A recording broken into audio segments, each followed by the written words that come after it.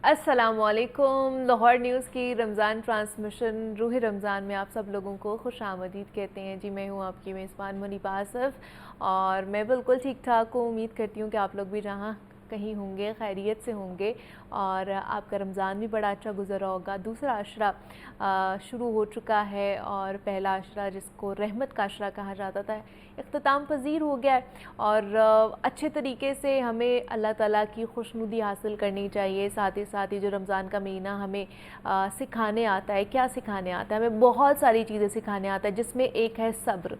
मगर अजीब बात यह है कि कई लोग रोज़े में और ज़्यादा गुस्सा करने लग जाते हैं।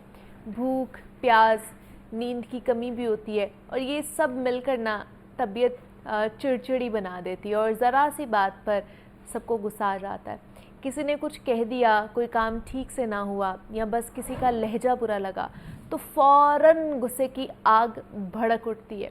लेकिन नबी करीम सल्लल्लाहु अलैहि वसल्लम ने फरमाया कि जो गुस्सा पी जाए अल्लाह उसे क़यामत के दिन सबके सामने बुलाएगा और जन्नत की हूरों में से जिसे चाहे वो चुनने का इख्तियार देगा। यानी गुस्से पर काबू रखना सिर्फ दुनियावी फ़ायदा नहीं है बल्कि आखिरत की कामयाबी भी इसी में। मगर सवाल यह है कि जनाब गुस्से को कंट्रोल कैसे किया जाए।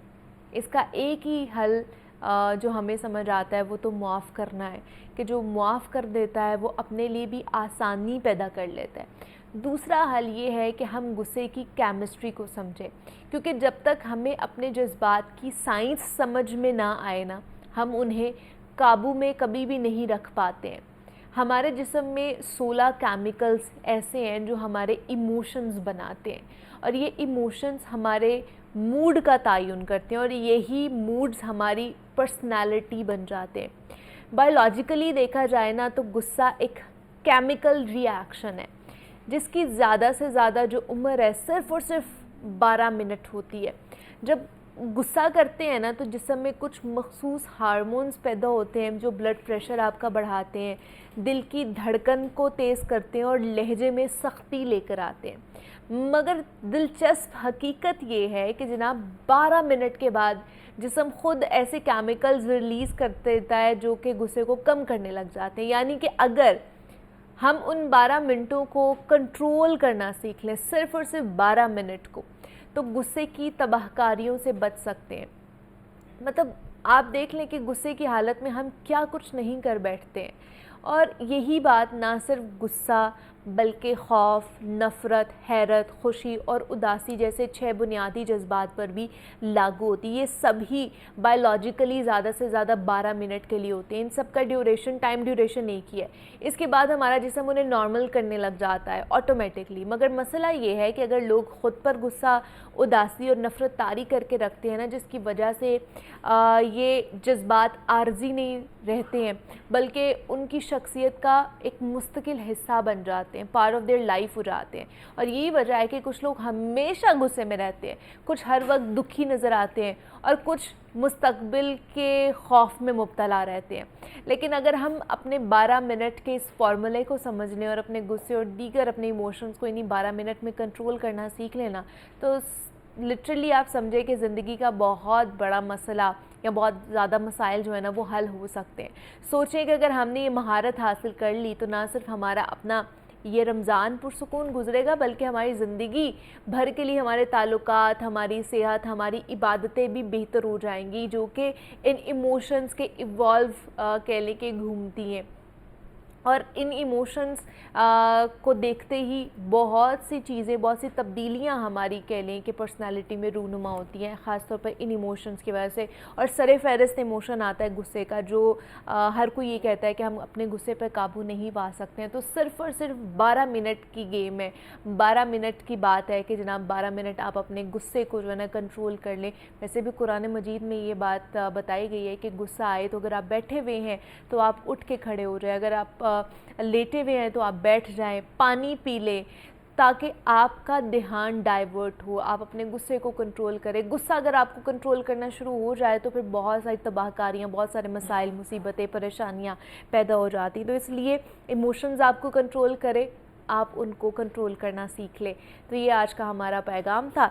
अभी हम आगे बढ़ते हैं और हमारे साथ मौजूद हैं हिरा अब्दुल्ला जो कि नात ख़्वान हैं।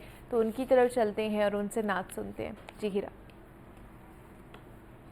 اپنے دامان شفاعت میں چھپائے رکھنا میرے سرکار میری بات بنائے رکھنا. میں نے مانا کہ نکما ہوں مگر آپ کا ہوں. میں نے مانا کہ نکما ہوں مگر آپ کا ہوں. اس نکمے کو بھی سرکار نبھائے رکھنا. ماشاءاللہ سبحان اللہ, بہت ہی خوبصورت نعت رسول مقبول پڑھی ہے. ہیرا عبداللہ ہمارے ساتھ موجود ہے. بہت شکریہ جناب. رمضان میں ہم سب کی کوشش ہوتی ہے کہ ہم زیادہ سے زیادہ نیکیاں سمیٹ سکیں. کچھ لوگوں کا اس میں وہم بھی ہوتا ہے کہ جناب ہم پانی کی کمی کی وجہ سے یا خوراک کی کمی کی وجہ سے بلڈ ڈونیٹ نہیں کر سکتے ہیں. لیکن بلڈ ڈونیٹ کرنا یا یہ نیکی جس سے کسی کی جان بچے, یہ کتنا بڑا عمل اور کتنا نیک عمل ہوگا, اور اس کا اجر اور ثواب اللہ پاک کتنا زیادہ دے گا, ہمیں یہ بھی سوچنا چاہیے. اور رمضان مبارک میں اگر آپ دیں گے تو کیا ہی بات ہے, کیونکہ ایسے بہت سے لوگ ہیں, ایسے بہت سے بچے, ایسے بہت سے مریض موجود ہیں پاکستان میں جن کو ہماری ضرورت ہے, ہمارے بلڈ کی ضرورت ہوتی ہے, ہمارے کہہ لیں کہ ساتھ کی ضرورت ہے. تو ہم آج بات کریں گے خاص طور پر جو پچھلے کئی سالوں سے کام کر رہی ہے فاؤنڈیشن. میں بات کر رہی ہوں سندس فاؤنڈیشن کے حوالے سے, اور وہ کیسے قیام میں آئی, ان کا کیا موٹو تھا جب انہوں نے یہ سوچا کہ ہم اس فاؤنڈیشن کو بنانے جا رہے ہیں. اب تک ان کے اس خاص طور پہ فاؤنڈیشن سے کتنے بچے, کتنے لوگ مستفید ہو چکے ہیں علاج سے, وہاں پر کس طرح کا علاج, کن کن بیماریوں کا علاج ہوتا ہے, اور کس طرح ان مریضوں کو سہولیات سے آراستہ کیا جاتا ہے. اس پر آج ہم نے خصوصاً بات کرنی ہے, اور اس پہ بات کرنے کے لیے ہمارے ساتھ بہت ہی خاص مہمان موجود ہیں. محمد یاسین خان صاحب نے ہمیں آج جوائن کیا ہے, اور ان سے بات کریں گے اور ان سے ملاقات بھی آپ کی کراتے ہیں. یاسین صاحب, آپ کو خوش آمدید کہتے ہیں ٹرانسمیشن میں. کیسے ہیں آپ, ٹھیک ہیں؟ وعلیکم السلام. بہت شکریہ, آپ نے اپنے چینل پہ بلایا اور موقع دیا کہ تھیلیسیمیا اور ہیموفیلیا کے مریض بچوں کے متعلق جو ہے وہ بات کی جا سکے. اور جس طرح آپ نے ذکر کیا کہ رمضان میں جو ہے وہ بلڈ دینے والوں کی تعداد کم ہو جاتی ہے. دیکھیں, جو تھیلیسیمیا کا بچہ ہے وہ یہ بیماری لے کر پیدا ہوا ہے, اور اس کے ساتھ ہیموفیلیا کا بھی. تو یہ بیماری جو لے کر پیدا ہوا ہے, اور ان کو جو ہے بلڈ اور بلڈ پروڈکٹ کی ضرورت ہوتی ہے. اب اس مریض بچے کو ہر 15 دن کے بعد یا ہر 20 دن کے بعد جو ہے بلڈ ٹرانسفیوژن کی ضرورت ہوتی ہے, اور وہ چاہے رمضان ہو یا نہ رمضان ہو تو اس کو بلڈ لگنا ہے, اور یہ اس کی لائف لائن ہے بلڈ جو ہے ٹرانسفیوژن. اگر اس کو بلڈ نہیں ملے گا تو اس کی زندگی کا چراغ گل ہو جائے گا. تو میں یہ کہنا چاہوں گا کہ ہم تمام لوگوں کو چاہیے, دیکھنے اور سننے والوں کو چاہیے کہ وہ اپنا خون کا عطیہ دیں تاکہ دکھی انسانیت کی خدمت ہو سکے. اور اس میں جو ہے وہ خون دینے سے نقصان کوئی نہیں ہوتا, بلکہ فائدہ ہوتا ہے. ہمارے جسم میں نیا خون بنتا ہے, تازہ خون بنتا ہے, اور ہمارے جو ہے تمام ٹیسٹ بھی ہو جاتے ہیں. اور وہ جو ہے, اور اس سے جو ہے 3 قیمتی انسانی زندگیاں بچ جاتی ہیں. مثال کے طور پر قرآن کی آیت ہے کہ جس کسی نے کسی ایک انسانی زندگی کو بچایا گویا اس نے پوری انسانیت کو بچایا. تو یہ سندس فاؤنڈیشن میں جو ہے وہ ایک جو شخص خون کا عطیہ دیتا ہے اس سے 3 قیمتی انسانی زندگیوں کو بچایا جا سکتا ہے. ایک تھیلیسیمیا, دوسرا ہیموفیلیا, اور تیسرا بلڈ کینسر. اور اس کے ساتھ ساتھ جو ہے ہم لوگ جو ہے جو سرکاری اور نیم سرکاری ادارے جو ہاسپٹلز ہیں جن کو خون کی ضرورت ہوتی ہے ان کو بھی فری آف کاسٹ جو ہے یہ دیا جاتا ہے. اور یہ صرف بلڈ یہ نہیں ہے کہ ہم نے بلڈ کلیکٹ کر لیا اور ہم نے جو ہے وہ اس پیشنٹ کو جو ہے وہ بس دے دیا یا اس کو ٹرانسفیوژن جو ہے نا دے دی.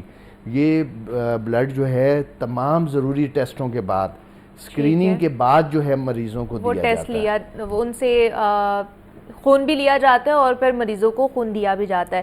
تو یاسین صاحب یہ مجھے بتائیں کہ خاص طور پر رمضان میں لوگ آتے ہیں خود بلڈ دینے، ڈونیٹ کرنے، یا تھوڑا چیلنجنگ سچویشن ہو جاتی ہے؟ جی رمضان میں جو ہے وہ تعداد جو ہے وہ کم ہو جاتی ہے، لیکن کافی سارے لوگ جو ہے وہ خون دینے کے لیے آتے ہیں. لوگوں نے یہ سوچ رکھا ہوتا ہے کہ ہم روزے کی حالت میں ہیں تو روزے کی حالت میں خون نہیں دے سکتے، لیکن مفتی حضرات کا فتویٰ بھی موجود ہے کہ انسانی زندگی کو بچانے کی صورت میں روزے کی حالت میں بھی خون کا عطیہ دیا جا سکتا ہے. لیکن ہمارے تمام سینٹرز میں جو ہے وہ افطاری کے بعد بھی جو ہے ہمارا سٹاف موجود ہوتا ہے، کیونکہ 24 گھنٹے یہ سروس دی جاتی ہے، تو وہ افطاری کے بعد بھی آ سکتے ہیں اور خون کا عطیہ دے سکتے ہیں. ان کے خون کے عطیے سے جو ہے وہ قیمتی انسانی زندگیاں بچ سکتی ہیں. بالکل ایسا ہی ہے. اس کے علاوہ جیسے آپ نے ہیموفیلیا کا بتایا، بلڈ کینسر کا بتایا، تھیلیسیمیا کے بچوں کا بتایا کہ وہاں پہ علاج ہو رہا ہے، کہ اس کے علاوہ بھی اور بیماریاں ہیں جن کا علاج ہوتا ہے سنڈس فاؤنڈیشن میں؟ دیکھیں اور بھی بلڈ ڈس آرڈرز ہیں. اچھا. مثال کے طور پہ بلڈ کینسر کے پیشنٹس ہیں، ان کو بھی جو ہے یہ بلڈ اور بلڈ پروڈکٹ جو ہے وہ مہیا کیے جاتے ہیں. اور جس طرح گائنی میں بھی اور کسی ایمرجنسی میں بھی آرتھوپیڈک کا کوئی آپریشن ہے یا کوئی بھی ایمرجنسی ہے، روڈ ایکسیڈنٹ ہے کوئی، اس میں جو ہے بلڈ کی ضرورت پڑتی ہے تو سندس فاؤنڈیشن جو ہے وہ تمام لوگوں کو فری آف کاسٹ جو ہے وہ پرووائڈ کرتا ہے. تو یہ پیشنٹس جب آتے ہیں تو اس کا کیا پروسیجر کیا ہوتا ہے، کیا سارے معاملات ہوتے ہیں؟ دیکھیں یہ بیماری جو ہے تھیلیسیمیا اور ہیموفیلیا یہ موروثی بیماری ہے. یہ جس دن جو ہے وہ بچہ پیدا ہوتا ہے یہ بیماری لے کر پیدا ہوتا ہے. تو وہ جس ہاسپٹل یا جس ادارے سے ڈاکٹر سے ڈائگنوسڈ ہوتا ہے وہ ڈاکٹرز جو ہے وہ سندس فاؤنڈیشن ریفر کر دیتے ہیں. اور جب وہ سندس فاؤنڈیشن ریفر کرتے ہیں تو ہمارے ڈاکٹرز جو ہے وہ اس کے ڈاکومنٹس دیتے ہیں یا جو اور ضروری ٹیسٹ ہوتے ہیں وہ وہیں پہ کیے جاتے ہیں. اس کے بعد ان کو رجسٹرڈ کر لیا جاتا ہے اور ان کو ایک نمبر ایشو کر دیا جاتا ہے، ان کی فائل بن جاتی ہے. جو ہے وہ فائل بننے کے بعد جو ہے وہ نمبر دینے کے بعد جو ہے ان پیشنٹس کو جو ہے وہ جب بھی وہ آتے ہیں تو انہیں جو ہے یہ بلڈ جو ہے وہ بلڈ پروڈکٹس مہیا کر دی جاتی ہیں. اچھا ہمارے پاس جو ہے وہ 1 سال کی عمر سے 6 ماہ کی 1 سال کی عمر سے لے کر 55 اور 60 سال تک کی عمر کے جو ہے پیشنٹس ہیں. اور یہ جو ہے وہ ہم کیونکہ 27 سال سے کام کر رہے ہیں اور ایسے بھی بچے ہیں جو ابھی بچے تھے اب جوان ہو گئے ہیں اور اب بڑھاپے کی طرف بھی جو ہے وہ رجوع کر رہے ہیں. اچھا میں آپ کو بتاتا چلوں کہ آج سے پہلے یہ جو تھیلیسیمیا کے مریض بچے ہیں یہ یعنی 25 سال پہلے 30 سال پہلے ان کی اوسط عمر جو ہے 8 سے 12 سال ہوتی تھی. اور لیکن اب جدید سائنس نے ترقی کی اور سندس فاؤنڈیشن جیسے اور ادارے جو کام کر رہے ہیں تھیلیسیمیا کے مریض بچوں کے لیے اور ہیموفیلیا کے بچوں کے لیے، تو ان کی عمر جو ہے اب بڑھ گئی ہے. ہمارے پاس جس طرح میں نے آپ کو بتایا کہ 55 سال کے جو ہے وہ جو ہے 40 سال والے بھی 27 سال والے بھی لوگ کام کر رہے ہیں. اچھا اور یہ جب ان کو جو ہے صاف اور صحت مند، اگر ان بچوں کو یا ان مریضوں کو صاف اور صحت مند خون یعنی سکرین شدہ خون، تمام بیماریوں سے پاک خون، اور ان کو میڈیسن وقت پہ ملے تو یہ محسوس نہیں ہو سکتا کہ یہ تھیلیسیمک ہیں یا ہیموفیلک ہیں. یہ آپ کی طرح اور ہماری طرح زندگی گزارتے ہیں اور اس کے ساتھ ساتھ جو ہے یہ اب علمی اور عملی دونوں میدانوں میں جو ہے وہ ترقی کی منازل طے کر رہے ہیں. یہ مریض جو ہیں وہ ڈاکٹر بھی بن رہے ہیں اور مریضوں کا علاج کر رہے ہیں. یہ وکالت کے شعبے سے بھی منسلک ہیں. یہ بہت سارے جو ایسے ہیں جو مختلف چینلز میں بھی کام کر رہے ہیں.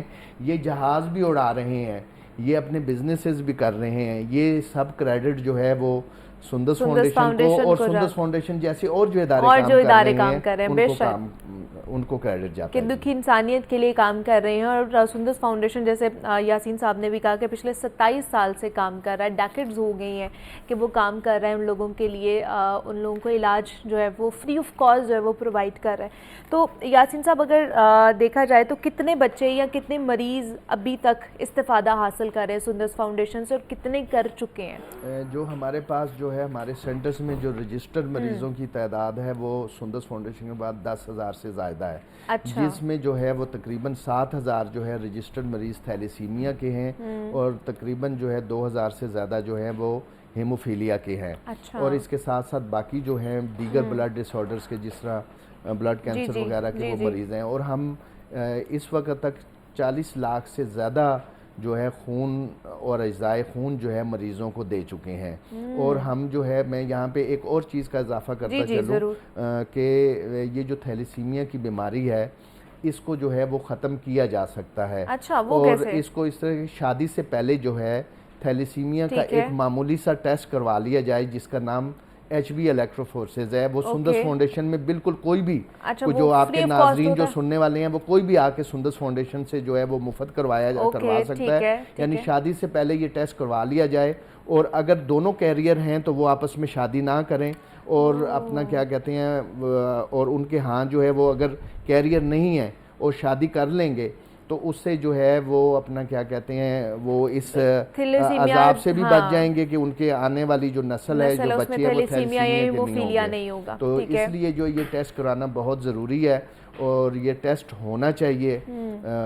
ٹیسٹ کے اوپر جو ہے وہ اپنا عمل درآمد ہونا چاہیے اور لوگوں کو جو ہے آگاہی دینی چاہیے. آگاہی کی کمی ہے, لوگوں کو آگاہی ہوگی تو انشاءاللہ تعالی وہ ٹیسٹ کروائیں گے. ہمارے جو ہمسایہ ممالک ہیں وہاں پہ جو ہے اس کے اوپر اسمبلی سے جو ہے وہ بل پاس ہو چکے ہیں ان کی, یعنی جو گورنمنٹ نے بل پاس کی ہیں اور ان کے اوپر سختی سے عمل درآمد کرانے سے جو ہے وہاں پہ جو ہے اب یہ تھیلیسیمیا کی بیماری جو ہے روک تھام کی جا رہی ہے. کیا بات ہے. اور خاص طور پہ یہ کہا جاتا ہے تھیلیسیمیا کے جو فیملیز کے اندر خاص طور پر زیادہ میرجز ہوتی ہیں اس کی وجہ سے یہ لیکن فیملیز میں کریں لیکن ٹیسٹ ضرور کرا لیں. جو فیملی سے اور فیملی کے باہر بھی ہیں وہ دونوں ٹیسٹ کروائیں تاکہ جو ہے وہ اس بیماری سے بچا جا سکے. اور اس بیماری سے اسی صورت میں بچا جا سکے گا کہ ٹیسٹ کروایا جائے گا اور ہم prevention is better than cure.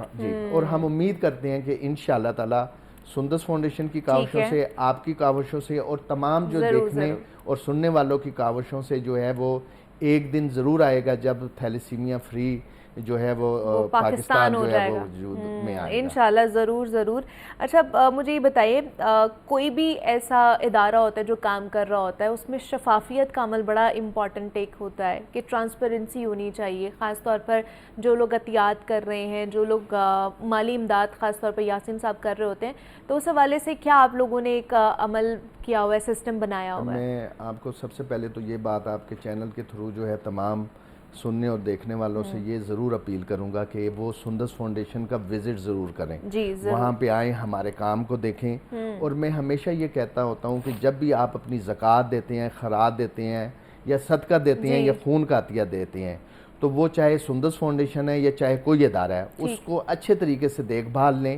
تو اس کے بعد جو ہے جب آپ مطمئن ہوں تو تب خون کا عطیہ دیں. تو شفافیت کی آپ نے بات کی تو ہم ہر کسی کو جو ہمیں عطیہ دیتا ہے, ڈونیشن دیتا ہے, زکوٰۃ دیتا ہے یا نہیں دیتا, وہ ہمارے جو ہے وہ شفاف عمل کو دیکھ سکتا ہے. ہمارا جو ایکسٹرنل اور انٹرنل دونوں جو آڈٹ ہیں وہ ہمارے جو ہے وہ آڈٹ کمپنیاں ہیں, وہ جو ہے وہ ہمارے ملازم نہیں ہیں, وہ کمپنیاں کرتی ہیں ہمارا. اچھا گورنمنٹ بھی ہمارا آڈٹ کرتی ہے. گورنمنٹ کے علاوہ جو ہے ہماری جو 2 ایسی ٹاپ رینکنگ کی کمپنیاں ہیں وہ ہمارا آڈٹ کرتی ہیں اور وہی اس کے عمل کو دیکھتی ہیں. اس میں ہمارا عمل دخل کوئی نہیں ہے.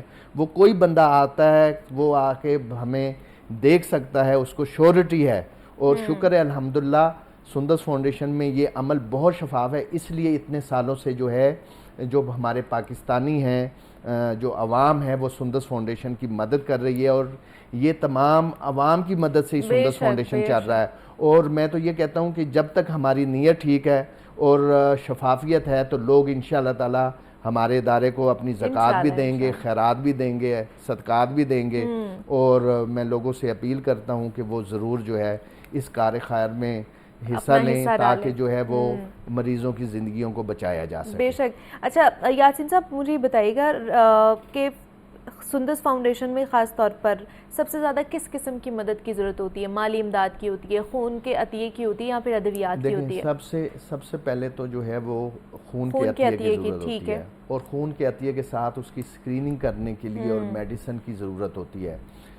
بلڈ اکٹھا کرنے کے لیے بلڈ بیگز کی ضرورت ہوتی ہے, ادویات کی ضرورت ہوتی ہے.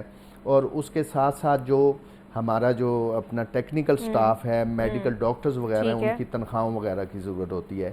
یہ ہمیں جو بلڈ بیگس چاہیے ہوتے ہیں اور میڈیسن چاہیے ہوتی ہے، ہم ہر کسی سے یہ کہتے ہیں، ضروری نہیں ہے کہ وہ ہمیں کراس چیک دے یا ہمیں جو ہے نقد عطیہ دے، ہمیں وہ جو ہے بلڈ بیگس خرید دے، ہمیں جو میڈیسن تھیلیسیمیا کے مریضوں کو اور ہیموفیلیا کے مریضوں کو فیکٹرز چاہیے ہوتے ہیں وہ ہمیں خرید کے دے دیں۔ ہم نہیں چاہتے کہ ہمیں جو ہے وہ کوئی، جس طرح جو ہمارا ڈونر ہے مطمئن ہوتا ہے، ہمارا کام ہے کہ اپنے ڈونر کو مطمئن کرنا اور لوگوں کو مطمئن کرنا، اور شکر ہے الحمدللہ لوگ مطمئن ہیں۔ تو ہمارے 12 سینٹرز ہیں، 12 سینٹرز کو لوگ جو ہے اپنی زکوٰۃ خیرات دے رہے ہیں، تو یہ چل رہا ہے، تو تبھی جو ہے وہ لوگ مطمئن ہیں اور دے رہے ہیں، تو تبھی۔ لیکن میں جو لوگ آج تک سندس فاؤنڈیشن نہیں آئے یا سندس فاؤنڈیشن کو اپنی زکوٰۃ یا خیرات نہیں دی، وہ وزٹ کریں، وہ ہمارے اس عمل کو دیکھیں، اور خاص طور پہ ہمارے مریض بچوں کے ساتھ اور ان کے والدین کے ساتھ ملیں، اور وہ خود انہی کی زبانی سن لیں کہ ان کے ساتھ کیسا ٹریٹمنٹ کیا جاتا ہے، کیونکہ یہ جو مریض بچے ہیں یہ اپنے والدین کے نہیں، یہ ہمارے بچے بھی ہیں، ہم ان کو اپنی اولاد کی طرح رکھتے ہیں اور ان کا خیال کرتے ہیں۔ میں آپ کو ذکر کرتا رہوں کہ آپ کے اور ہمارے ہر دل عزیز منو بھائی جو آپ لوگوں کے بھی سینئر تھے، اب دیکھیں اگر جس ادارے کے منو بھائی چیئرمین تھے اور اپنی زندگی کی آخری سانسیں بھی انہوں نے تھیلیسیمیا اور ہیموفیلیا کے مریض بچوں کے ساتھ گزاری، تو کوئی بات ہوگی۔ اور آج بہت سارے لوگ اس کے ساتھ جڑے ہوئے ہیں، جس طرح میں ذکر کروں، پیٹرن ہیں ہمارے سہیل وڑائی صاحب، سہیل احمد عزیزی صاحب ہمارے ڈائریکٹر ہیں، خالد عباس ڈار صاحب، اور اس طرح کے بڑے اور نام، یہ صحافت سے جو جڑے ہوئے ہیں وہ بھی، جو فن سے ہیں وہ بھی جڑے ہوئے ہیں، اور ہر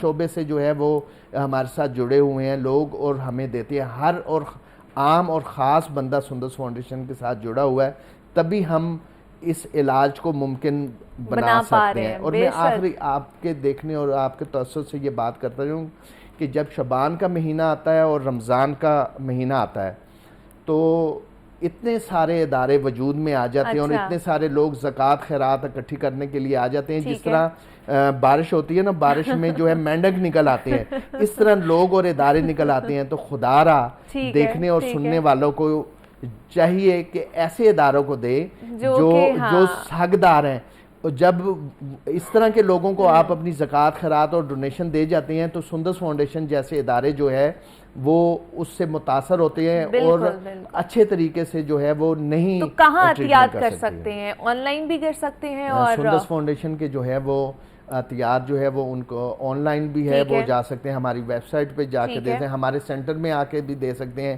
ہمیں کال کر کے بھی دے سکتے ہیں، اور جس طرح میں نے بتایا کہ اگر وہ مطمئن ہیں بلڈ بیگ خرید کے دے کے، خود بلڈ بیگ خرید کر دے دیں، میڈیسن خرید کر دے دیں، کراس چیک ہمیں دے سکتے ہیں، کسی بھی طریقے سے، جس طریقے سے آپ مطمئن ہیں ہمیں جو ہے وہ آپ اپنی وہ امداد جو ہے وہ سندس فاؤنڈیشن کو آپ دے سکتے ہیں۔ تو محمد یاسین خان صاحب ہمارے ساتھ موجود تھے، سندس فاؤنڈیشن کے حوالے سے ہم بات کر رہے تھے کہ سندس فاؤنڈیشن کس طرح کام کر رہی ہے اور کتنے لوگ ہیں، کتنے مریض ہیں جو اس فاؤنڈیشن سے مستفید ہو رہے ہیں۔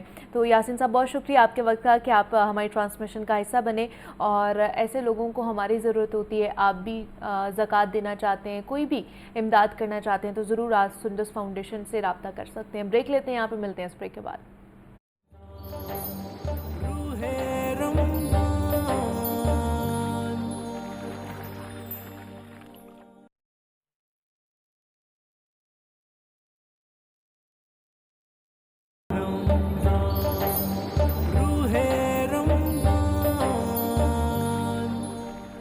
رمضان میں آپ سب لوگوں کو خوش آمدید کہتے ہیں۔ جناب ماہ رمضان میں اکثر لوگوں کو جسم میں ڈی ہائیڈریشن جیسے مسائل کا سامنا ہو جاتا ہے، ہم سبھی اس کا شکار ہو جاتے ہیں، جس سے ہماری اسکن پر کافی جو ہے نا کہہ لیں کہ منفی اثرات مرتب ہو سکتے ہیں۔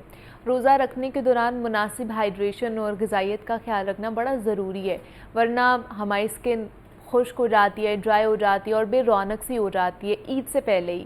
تو سحر و افطار میں زیادہ سے زیادہ پانی اور جسم کو ہائیڈریٹ رکھنے والی ہمیں ڈائٹ کا استعمال کرنا چاہیے تاکہ جسم میں نمی برقرار رہے، اور ساتھ ہی ساتھ اسکن کے مسائل سے بچنے کے لیے یہ جو چکنائی اور زیادہ میٹھی غذاؤں سے پرہیز کرنا چاہیے، جو ہماری اسکن کے مسائل جیسے کیل مہاسے ہیں، یا پھر خاص طور پر جو پمپلز نکلنا شروع ہو جاتے ہیں نا لڑکیوں کے لیے بڑا کہہ لیں کہ पेचीदा मसला होता है कि जनाब आने वाली है ईद और मुंह पे पिंपल्स निकलना शुरू हो गए हैं। कुछ लोग तो सहर इफ्तार में पानी की जगह मशरूबात का इस्तेमाल करते हैं। अब इसके मुतालिक जानेंगे कि रमज़ान के दौरान डिहाइड्रेशन से हमारी स्किन किस तरह मुतासर हो रही है, इसका हल कैसे निकालें, और ख़ासतौर पर जूसेस और मशरूबात का जो इस्तेमाल कर रहे हैं क्या उसकी वजह से भी ये जो पिंपल्स निकलते हैं और उनका इलाज हमने किस तरह करना है। तो इस पर बात करने के लिए डॉक्टर ईमा शाहीन हमारे साथ स्टूडियोज़ में मौजूद हैं, जो कि डर्मेटोलॉजिस्ट हैं, स्किन स्पेशलिस्ट हैं। तो उनसे बात करते हैं। डॉक्टर साहिबा, आपको वेलकम कहते हैं ट्रांसमिशन में। कैसी हैं आप? ठीक है, मैं बिल्कुल ठीक ठाक। रमज़ान कैसा गुजरा है डॉक्टर साहिबा? अल्हम्दुलिल्लाह बहुत अच्छा। डॉक्टर ईमा, डिहाइड्रेशन आजकल सभी को इस चीज़ का मेरे ख्याल से सामना करना पड़ रहा है, जो कि ज़्यादा पानी का इंटेक नहीं कर रहे हैं। तो सबसे पहले जो डिहाइड्रेशन का सिम्टम होता है वो ये होता है कि आपकी स्किन ड्राई होना शुरू हो जाती है। तो क्या करें? पानी नहीं भी पिया जा रहा, पिया भी जा रहा है, लेकिन स्किन के लिए क्या करें हम? देखिए, स्किन के लिए जैसे आप कह रही हैं कि हाइड्रेशन बहुत ज़रूरी है, क्योंकि आप ऊपर से जितना मर्जी मॉइस्चराइज़र लगाते रहें, जब तक आपका ब्लड जो है उसमें पानी की मुनासिब मिकदार नहीं होगी और वो स्किन में पानी नहीं पहुंचाएगा, तो तब तक हाइलुरोनिक एसिड उसको रिटेन नहीं करेगा जो स्किन का नॉर्मल है। आप ऊपर से लगाते रहें, हाइलुरोनिक एसिड लगाएं, मॉइस्चराइज़र लगाएं, पानी की एब्जॉर्प्शन स्किन के ऊपर से उस तरह नहीं हो सकती। अब इसमें जैसे आपने बात की कि पानी का इस्तेमाल, थोड़ा सा हमारा पानी लेने का टाइम बेशक रिस्ट्रिक्ट हो जाता है, लेकिन हम पानी की क्वांटिटी को पूरा रख सकते हैं कि आप सहरी के टाइम पर रातों के जागने वाला काम ना करें, मुनासिब टाइम से उठें और आप अपने सहरी का भी स्टार्ट, वैसे भी कहा जाता है कि अच्छा होता है कि आप अपने किसी भी खाने का स्टार्ट पानी के साथ करें, सादा पानी के साथ आप उसका स्टार्ट करें। मैं इसमें किसी भी ड्रिंक के, चाहे वो नेचुरल है या आर्टिफिशियल है, उसके इस्तेमाल का बिल्कुल भी मशवरा नहीं दूंगी, क्योंकि ड्रिंक्स जहाँ पे जूसेस की बात ख़ास तौर से आती है, या कोल्ड ड्रिंक्स तो बिल्कुल ही जल्द के लिए या बॉडी के किसी भी पार्ट के लिए अच्छे नहीं है, उसमें बहुत ज़्यादा शुगर है। शुगर इन इट सेल्फ एक स्ट्रेस है, और उसके अलावा वो पानी भी इस तरह आपकी बॉडी एब्जॉर्ब नहीं कर पाती, क्योंकि बॉडी के अंदर शुगर की कंसंट्रेशन इतनी ज़्यादा हो जाती है कि वो पानी और चीज़ों में यूज़ नहीं हो सकता।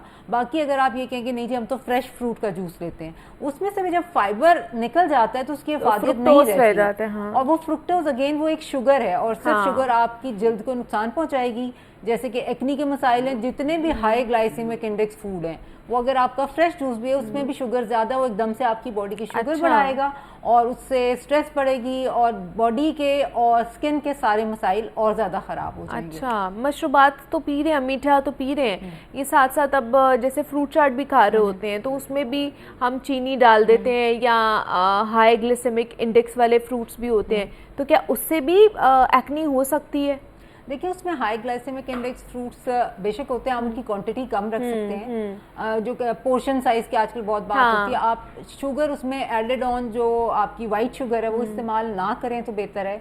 कोई एक दो आपने अगर देनी भी है तो नेचुरली कोई खजूर का दाना वगैरह उसमें इस्तेमाल कर सकते हैं, और फिर उसकी क्वांटिटी कम रखें। आप उससे अपना पेट ना भरें, आप उसको थोड़ा सा एक रमज़ान की सौगात के तौर पे ज़रूर इस्तेमाल करें और फ्रूट्स की गुडनेस से मुस्तफ़ीद हों, लेकिन आप उसको इतना ज़्यादा ना खाएं कि आपका शुगर का कंटेंट एकदम से राइज हो जाए और वो आपको नुकसान पहुंचाए। तो जो फुल फ्रूट होता है, अगर उसमें आप एडिड शुगर नहीं डाली है तो वो इतना उसका हाई ग्लाइसेमिक इंडेक्स नहीं होता, इसलिए वो ज़्यादा नुकसानदेह नहीं होता। हम तो फ्रूट चाट में सेब इस्तेमाल होता है, केला इस्तेमाल होता है, यूजुअली हाई ग्लाइसेमिक इंडेक्स नहीं है।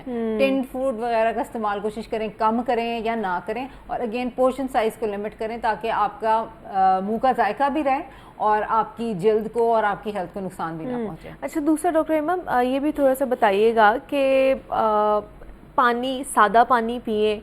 अब जैसे बहुत से लोग कहते हैं जी आपके सेल्स के अंदर पानी जाना चाहिए ताकि आप हाइड्रेट रहे, आपके सेल्स भी, उसमें नमक डाल के पी लें या कोई और ऐसी चीज़ डाल के पी लें जो आपके सेल्स के अंदर पानी जाए। वाकई ऐसा ही है, नॉर्मल पानी हमें पी लेना चाहिए? देखिए, असल में बात यह है कि हमारा जो रूटीन है एक लाहौर में, पाकिस्तान में, हम ऑलरेडी अपने खाने में इतना ज़्यादा सॉल्ट डालते हैं कि हमें उस पानी के अंदर सॉल्ट डालने की ज़रूरत नहीं होती। और अब तो थोड़ी सी गर्मी बढ़ रही है जिसमें पसीना आता है, सॉल्ट वेस्टिंग होती है, तो अगर बहुत ज़्यादा गर्मी के रोज़े हैं तो उसमें आप थोड़ी सिकंजी बीन वगैरह, उसमें भी अगेन वाइट शुगर का इस्तेमाल कोशिश करें कि ना करें। لیمو کے اندر تھوڑا سا نمک ڈال کے آپ لے سکتے ہیں. بٹ اگین یہ بات ہے کیونکہ ہمارا ساتھ میں اور کھانا جو ہم کھا رہے ہیں اس میں آلریڈی بہت سالٹ ہے, اس میں بھی کوشش کریں کہ جیسے یہ جو آپ کے کارڈیولوجسٹ ہوتے ہیں یا ڈائٹیشین ہوتے ہیں وہ بھی کہتے ہیں کہ سالٹ کا استعمال کم سے کم کرنا چاہیے. لیس دین 1.5 گرامز پر ڈے جو ہے وہ ریکمینڈیڈ ہے جو ہارٹ ایسوسیشن ہے اس کے حساب سے.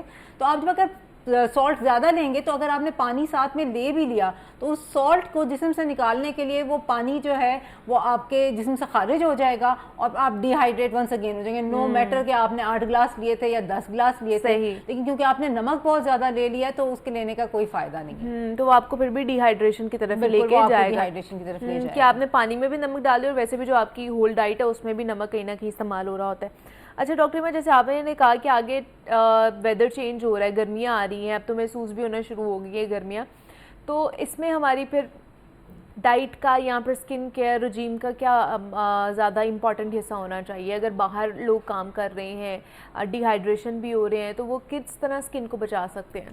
دیکھیں پہلا سٹیپ تو یہی ہے کہ آپ کوشش کریں کہ سحری میں آپ پانی کا استعمال زیادہ کریں. افطار کے بعد بھی اپنا افطار کا بھی سٹارٹ پانی کے ساتھ کریں, اور اس کے بعد افطار کے بعد بھی یہ نہیں ہے کہ آپ بس جو ہے آپ نے ایک دفعہ ہی اپنے آپ کو اسٹف کر لیا, تھوڑے مقدار میں کھائیں. اس کے بعد تھوڑی دیر پانی بھی آپ لیتے رہیں صبح کے ٹائم تک, جب تک سونے کا ٹائم ہے اپنے واٹر انٹیک اس کو مینٹین رکھیں. آلدو کہ آپ بیچ کے ٹائم پہ جب آپ کو بہت پیاس لگی ہے اس ٹائم پہ آپ نہیں لے پائیں گے, لیکن پھر بھی ایک حد تک ڈی ہائیڈریشن کو یا کم پانی لینے کو اس سے اوائڈ کیا جا سکتا ہے. اس کے علاوہ آگے گرمی کی بات, تو گرمی میں سردی میں تو کوسچن لوگ کرتے ہیں گو کہ یہ بات غلط ہے.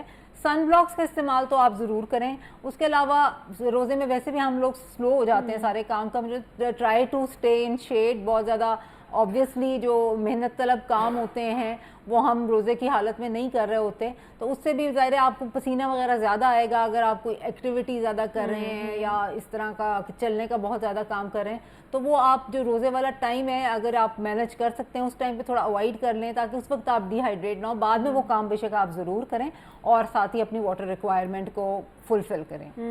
Water is must. واٹر کا تو آپ سوچ ہی نہیں سکتے نا کہ اس کو اپنی لائف سے نکال سکتے ہیں یا اپنی ڈیلی روٹین سے نکال سکتے ہیں. اچھا اگر اب لڑکیوں کو ایکنی ہو جائے گی, جتنے ہم پکوڑے سموسے کھا رہے ہیں روزانہ کے بنیاد پر, تو عید سے پہلے کیا رجیم ہونی چاہیے اسکن کیئر کے حوالے سے؟ یا اگر تھوڑی سی ڈی ہائیڈریشن ہوگی ہے یا پھر جیسے ٹیننگ ہو جاتی ہے لڑکیوں کو یا ڈبل ٹون اسکن ہو جاتی ہے, تو اس کے لیے وہ کیا چیزیں استعمال کر سکتی ہیں؟ سیرمز یا ایسے ریمیڈیز گھر میں ہی جو گھریلو ریمیڈیز ہوم ریمیڈیز ہوں جس سے ان کی فریشنس بھی فیس پر آ جائے؟ دیکھیں ایک تو بات یہ ہے کہ ہیلدی ڈائٹ کی کوئی ریپلیسمنٹ ٹھیک ہے. ہیلدی ڈائٹ اگر آپ پکوڑے سموسے اگین میں یہ کہوں گی کہ منہ کے ذائقے کے لیے 1-2 چکھ بھی لیتے ہیں, ضرور چکھیں, سوغات ہے رمضان کی, لیکن آپ اس کو اپنا مین فوڈ نہ بنائیں. آپ کا اپنا روٹین جو ہیلدی ڈائٹ چل رہی ہے, جیسا ہمیں سب کو پتہ ہے کہ لیس پروسیس فوڈ از بیٹر, آپ وہ لیتے رہیں تو بہتر ہے. اس کے بعد یہ ہے کہ اپنی اسکن کیئر کے اس میں آپ سارے ماشاءاللہ رمضان میں نمازیں پڑھ رہے ہوتے ہیں, فیس اچھی طرح واش ہو جاتا ہے, اسے بار بار سوپ یا فیس واش سے واش مت کریں. اچھا. کیونکہ آپ بار بار فیس واش یا سوپ لگائیں گے وہ اگین آپ کی اسکن کا آئل جو ہے وہ مزید اتارتا چلا جائے گا. اس کے بعد یہ ہے کہ لیکن آپ نے جب وضو کر کے واش کیا اس کے بعد اپنا موئسچرائزر, اپنا سن بلاک دوبارہ ضرور لگائیں. سیرمز وغیرہ جو ہم استعمال کرتے ہیں, ہائلورونک ایسڈ کا سیرم ہر کوئی استعمال کر سکتا ہے اور سب کے لیے اچھا ہے, فائن لائنز وغیرہ کو بھی کم کرتا ہے اور واٹر کو اسکن میں ریٹین کرنے میں ہیلپ کرتا ہے. اس کے علاوہ وائٹامن سی, کچھ لوگوں میں اس میں الرجی کا کمپوننٹ آ سکتا ہے, وہ استعمال کیا جا سکتا ہے. وائٹامن سی کے سیرم بھی بڑے ریڈیلی اویلیبل ہیں. اس کے بعد یہ ہے کہ پلس 25-30 کی ایج میں retinol once again it's delaying the age, skin کو گلو بھی دیتا ہے, ایکنی کو بھی امپروو کرتا ہے. لیکن یہ کہ آبویسلی وہ آپ نے رات کے ٹائم پہ لگانا ہے, صبح کو واش کرنا ہے کیونکہ وہ سن سے سینسٹیوٹی کرتا ہے. اور اگر آپ فرسٹ ٹائم لگانا اسٹارٹ کر رہی ہیں یا اگر آپ کا رمضان کے بعد عید پہ کوئی شادی ہے یا وہ ہے, تو اس طرح کا کام آپ ایٹ لیسٹ یہ نہ کریں کہ آخری عشرے میں, کیونکہ ریٹینول جو ہے وہ اسکن پہ اس طرح کے ریئیکشنز بھی دے سکتا ہے. اور ایکنی کا بھی یہ ہے کہ آپ اس کی پرجنگ کی, جیسے آپ نے بات کی کہ ایک دم سے بہت سے دانے نکل آتے ہیں, تو آپ یہ جسٹ بیفور عید اپنی اسکن کو پریپیئر کرنے کے لیے ریٹینول کا استعمال شروع مت کریں. اگر آپ نے پہلے سے شروع کر دیا ہوا ہے لائک 1 مہینہ آلموسٹ پہلے اور آپ کا وہ فیز گزر چکا ہے and you are through it اور آپ ریٹینول کے ساتھ آپ کی اسکن یوز ٹو ہے تو اس کو کنٹینیو کریں. باقی جو گھریلو ٹوٹکے ہوتے ہیں وہ بھی ونس اگین میں کہوں گی اس میں ملٹیپل چیزیں ہوتی ہیں کیونکہ وائٹامن سی جیسے آپ کا ٹماٹر کے اندر وائٹامن سی ہے, لیمن کے اندر وائٹامن سی ہے, اگر آپ وہ دودھ لگا رہے ہیں, وہ ملائی شہد لگا رہے ہیں, لیکٹک ایسڈ ہے, وہ والی چیزیں آپ ضرور استعمال کریں. لیکن آپ وہ یہ کہ اگین یہ ہے کہ آپ اس کو بالکل یہ نہ کریں کہ for the very first time آپ عید پہ استعمال کرنا شروع کر دیں اور آپ کی اسکن ایک دم سے اس پہ بہت زیادہ ریاکشن آ جائے. پھر ہم ڈاکٹرز کے پاس بھی ٹائم نہیں ہوتا اس کو ٹریٹ کرنے کے لیے, یعنی دیٹ از ٹریٹیبل. لیکن آپ تھوڑا سا نا یہ اپنی ایکسپیریمنٹیشن کے اوپر ہاتھ کم رکھیں اور دعاؤں سے اور نمازوں سے اپنے چہرے میں نور لانے پہ زیادہ زور دیں. روٹین جو اپنا خیال کرنا ہے وہ بھی ونس اگین کی عبادت ہے, وہ ضرور جاری رکھیں. اچھا دوسرا ڈاکٹر ایما, جو خاص طور پر جن کو ایکنی پرون اسکن ہے, جن کی ایکٹیو ایکنی ہے, وہ کیا ریٹینول کا استعمال کر سکتے ہیں کہ نہیں کر سکتے ہیں؟ دیکھیں ایکٹیو ایکنی کے ٹریٹمنٹ کے لیے ریٹینول اینڈ ریٹینوائڈ لائک کمپاؤنڈ استعمال ہوتے ہیں, بالکل وہ استعمال کر سکتے ہیں. لیکن اگر ان کا کہیں سے اسکن ڈیمیج ہوئی ہوئی ہے, یعنی جیسے دانے کے اوپر سے کئی دفعہ اسکیبس کرنٹ بن جاتے ہیں, وہ اتر گئے ہیں, اسکن کا جو ایک نارمل بیریئر ہے وہ ٹوٹا ہوا ہے, تو پھر وہ بہت اریٹنٹ ہوتا ہے, تو آپ اس کے اوپر نہیں لگا سکتے. تو آپ اس کے اوپر نہ لگائیں. ویسے اگر دانے نکلتے ہیں اور اس کے اوپر سے اسکن جو ہے اس کا بیریئر بیٹ نہیں ہوا, ٹوٹا ہوا نہیں ہے, کوئی اسکیبز نہیں ہے, کوئی اس پہ خون نہیں نکل رہا, کوئی پانی نہیں نکل رہا, اس پہ ریٹینول ریٹینوائڈ لگائے جا سکتے ہیں. اچھا ویسے نہیں لگایا جا سکتا, ویسے پھر آپ کو اریٹیٹ کرے گا, وہ اریٹیٹ کرے گا. تو ایٹ لیسٹ آپ اگر کسی خاص ایریا پہ اس ایریا کو اوائڈ کریں. اگر پورا فیس آپ کا اسی طرح ہو گیا ہوا ہے تو اس کے اوپر بھی فی الحال ریٹینول نہ لگائیں. وہ اور ایکنی کا ٹریٹمنٹ ہے, اس کی ڈیٹیل میں ٹائم کی شارٹیج کی وجہ سے ہم جا نہیں پائیں گے. لیکن یہ کہ اگر آپ کو بہت زیادہ پرابلم ہے, کنسلٹ یور اسکن اسپیشلسٹ, وہ آپ کو بہتر گائیڈ کرے گا کہ آپ کو اس ٹائم پہ کیا لگانا چاہیے. اچھا یہ عید سے کتنے دن پہلے لوگ فیشیلز یا پھر یہ لے سکتے ہیں جو کہ عید تک ان کا جو ہے نا اس کا رزلٹ بھی رہے؟ دیکھیں عید سے آپ بہت جلدی کرانا چاہتے ہیں تو 15 دن پہلے کرا لیں. اور ویسے میں یہ کہوں گی کیونکہ stay on the safe side, آپ بالکل عید کی رات کے اوپر جا کے کچھ بھی مت کرائیں.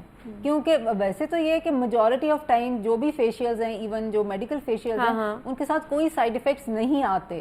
لیکن گاڈ فاربڈ اگر آپ کرا رہے ہیں وہ جلدی جلدی رش میں کوئی ایسا کام ہو گیا ہے تو at least give it a week's time, یا 5 دن تو سیفلی ضرور دے. لوگ کہتے ہیں نا کہ بھائی کل رات کو کرا کے چاند رات کو, تاکہ صبح جو ہے نا اس کا رزلٹ اور گلو ہی رہے, تاکہ پتہ چلے کہ ہم نے کچھ کرایا ہے. اب یہ ہے کہ یہ فیشیلز جو ہوتے ہیں خاص طور سے میں میڈیکیٹڈ فیشیلز کی, کہ ان کا گلو جو ہے وہ فور اے ویک تو بہت اچھا مینٹینڈ رہتا ہے, رادر کچھ تھوڑا بڑھتا ہی جاتا ہے. تو آپ اس میں نہ کریں کہ آپ رات کو اگر آپ 12 بجے فیشیل کرائیں گی تو صبح کو تبھی آپ گلو کر سکتی ہیں, رادر آپ تھک جائیں گی اور آپ کا گلو کم ہو جائے گا آپ کا گلو. تو ایکنی کے لیے کس طرح کے فیشیلز یا کس طرح کے ٹریٹمنٹ آج کل چل رہے ہیں میڈیکل, خاص طور پر میڈیکیٹڈ؟ دیکھیں ایکنی جو ہے یہ ڈیپینڈ کرتا ہے. اگر تھوڑی سی مائلڈ سی ایکنی ہے جو روٹین میں سب ٹین ایجرز کو ہوتی ہے تو بہتر یہ ہے کہ آپ جسٹ ڈائٹ کا, لائف اسٹائل کا خیال رکھیں اور ان کے ساتھ چھیڑ چھاڑ نہ ہی کریں تو بہتر ہے.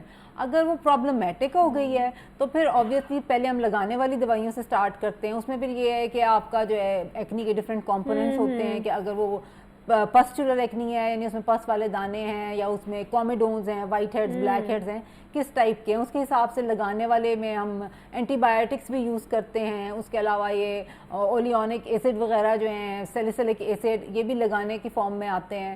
اور اس کے علاوہ جب آپ جائیں گے ریٹینوائڈ میں نا, جیسے بات کی ریٹینوائڈ ریٹینوائڈ لائک کمپاؤنڈ, اگر وہ صرف ٹاپیکل تھراپی سے کنٹرول ہونے والی نہیں ہے یا انیشلی بہت زیادہ خراب ہے تو پھر کھانے والی دوائیاں جو ہے وہ استعمال کرنی پڑتی ہیں. لیکن اگین کھانے والی دوائی آپ کبھی بھی ڈاکٹر کے مشورے کے بغیر استعمال نہ کریں. اسپیشلی میں یہاں پہ بات ایمفسائز کرنا چاہوں گی کیونکہ زیادہ تر ہماری فیمیلز بہت کنسرنڈ ہوتی ہیں. ریٹینوائڈ جو ہیں کئی دفعہ میں پتہ نہیں آئسو ریٹینائن کے نام سے آتا ہے, وہ اس نے لیا تھا, اس کا بہت اچھا فیس ہو گیا میڈیسن میں. جی میڈیسن میں. اور لوگ لینا سٹارٹ کر دیتے ہیں, اور اسپیشلی یہ چائلڈ بیئرنگ ایج گروپ جو ہے اس میں وہ بالکل نہیں لینی چاہیے, کیونکہ اس کے ساتھ خدا نہ خاصہ اگر پریگنینسی ہو جاتی ہے تو اتنی کمپلیکیشنز ہو سکتی ہیں اور بچے پہ اتنا خراب اثر پڑ سکتا ہے کہ پھر آپ کے پاس کوئی آپشن نہیں ہے علاوہ اس کے کہ آپ ابورٹ کرائیں, اپنی پریگنینسی کو ٹرمینیٹ کریں. مطلب اتنا زیادہ یہ خراب ہو سکتا ہے, اتنا زیادہ آپ کی صحت کو متاثر کر سکتا ہے. تو ڈاکٹر کے مشورے کے بغیر تو آپ نے کوئی بھی کسی قسم کی بھی میڈیسن کا انٹیک نہیں کرنا ہے. ڈاکٹر ایما شاہین ہمارے ساتھ موجود تھی. Doctor Aima thank you so much کہ آپ ہماری ٹرانسمیشن کا حصہ بنی. بریک لیتے ہیں, یہاں پہ ملتے ہیں اس بریک کے بعد.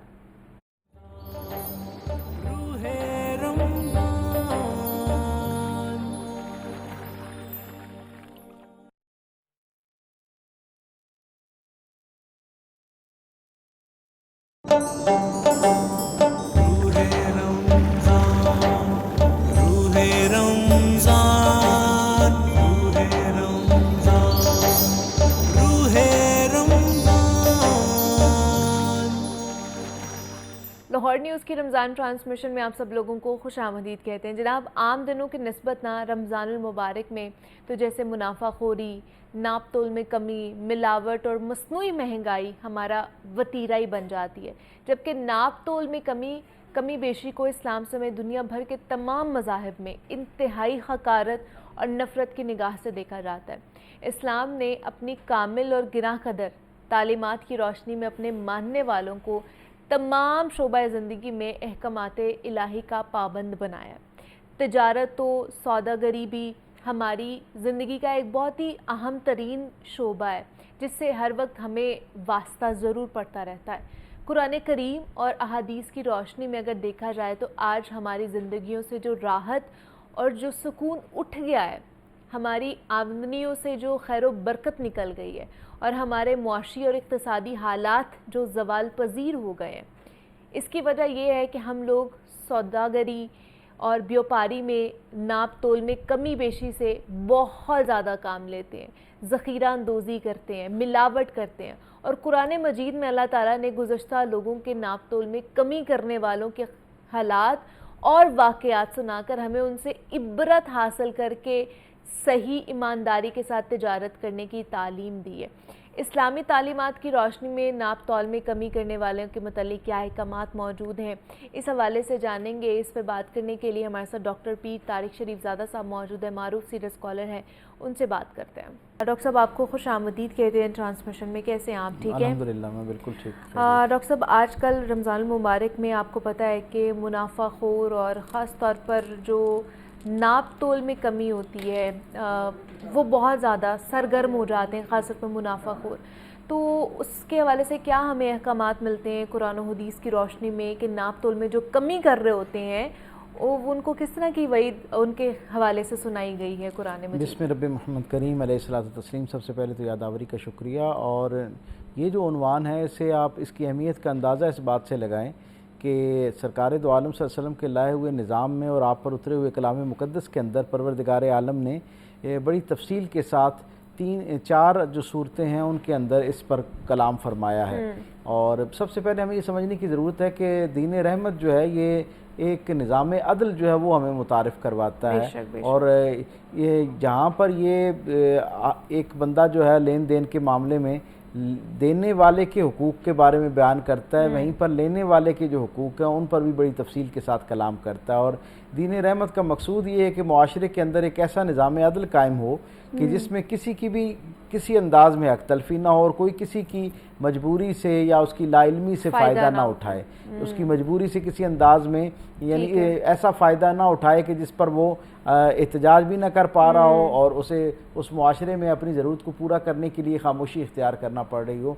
आप इससे अंदाज़ा लगाएं कि कुरान हकीम के अंदर अल्लाह रब्बुल इज़्ज़त ने इस सूरह मुतफ़्फ़िफ़ीन में शुरू ही यहाँ से किया है कि वैलुल लिल मुतफ़्फ़िफ़ीन, यानी जो घटा कर देने वाले लोग हैं उनके लिए वबाल है, उनके लिए अल्लाह के हाथ से जो है ना वो एक वईद करार दी गई है। और ये कहा गया है कि ये वो लोग हैं जो जब लेते हैं तो उस वक्त तो नाप तोल में पूरा लेते हैं, ठीक है, यानी और जब देते हैं लोगों को तो उस वक्त नाप तोल के अंदर जो है वो डंडी मारते हैं। अब लेने का मतलब ये है कि जब वो खुद मार्केट से होलसेल से परचेज करते हैं, खरीदते हैं, उस वक्त वो बड़ा ही एहतियात करते हैं, उन्हें बड़ा ध्यान होता है कि हमें कहीं कम माल ना मिल रहा हो। और लेकिन जब उन्होंने पब्लिकली लोगों तक उसे पहुंचाना होता है, यानी कंज्यूमर एंड पे जब वो कोई चीज़ देना चाह रहे होते हैं तो उस वक्त वो उन्हें ये एहतियात और ये ध्यान जो है वो याद नहीं आता। गोया कुरान हकीम का ये अहकाम लेते वक्त तो उनके जहन में होता है, लेकिन और अपने देने वाले को तो ये तंबीह कर रहे होते हैं कि ये बड़ा हिसाब किताब से देना और ज़रा सा भी कम ना हो। लेकिन जब देने की बारी आती है तो उस वक्त वो उसको नाप तोल के अंदर जो है वो डंडी मारना शुरू कर देते हैं और वो ये समझते हैं कि शायद इससे जो है उनका माल बढ़ जाएगा।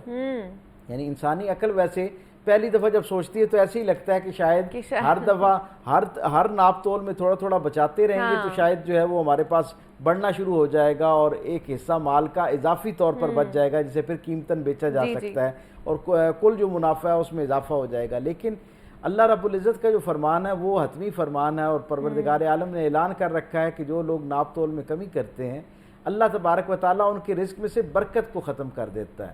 یعنی جیسے سرکار ختمی مرتبہ صلی اللہ علیہ وسلم نے فرمایا ہے نا کہ مال جو ہے وہ قسم کھا کے بیچنے سے مال تو بک جاتا ہے لیکن اس کی برکت ختم ہو جاتی ہے۔ بالکل اسی طرح اس سے ظاہری طور پر نفع تو حاصل ہو جاتا ہے ناپ تول میں کمی کی وجہ سے، لیکن اس ناپ تول کی کمی کا نتیجہ یہ ہوتا ہے، انسان سمجھ رہا ہوتا ہے کہ شاید رقم کی شکل میں، مال نفع کی شکل میں میرے پاس زیادہ آ رہا ہے، لیکن پروردگار عالم کا جو ایک ٹوٹیلٹی میں پورا نظام ہے وہ متحرک ہوتا ہے، اور اللہ رب العزت اس کے رزق میں سے برکت جو ہے اس کو مائنس کر دیا کرتا ہے۔ اور ہمارے یہاں پہ تو بہت کامن چیز ہے یہ کہ قسمیں کھا کھا کے دکاندار جو ہے وہ اپنا مال بیچ رہے ہوتے ہیں۔ اور یہ جو روایت ہے نا مال کو، یعنی مال کی ہرس اور ایک خاص حد سے زیادہ نفع کی ہرس، یہ انسان کے ساتھ اس کی جبلت میں شامل ہے، یہ بہت پرانی انسان کی جو ہے وہ خصلت ہے۔ اسلام کے آنے سے پہلے کی جو مختلف اقوام ہیں ان کے ہاں بھی ہمیں اس حوالے سے بہت ساری جو ہے وہ خرابیاں، معاشرتی خرابیاں جو ہیں ہمیں ملتی ہیں، اور ان کو تجارتی خرابیاں بھی اگر میں کہوں تو شاید غلط نہ ہوگا۔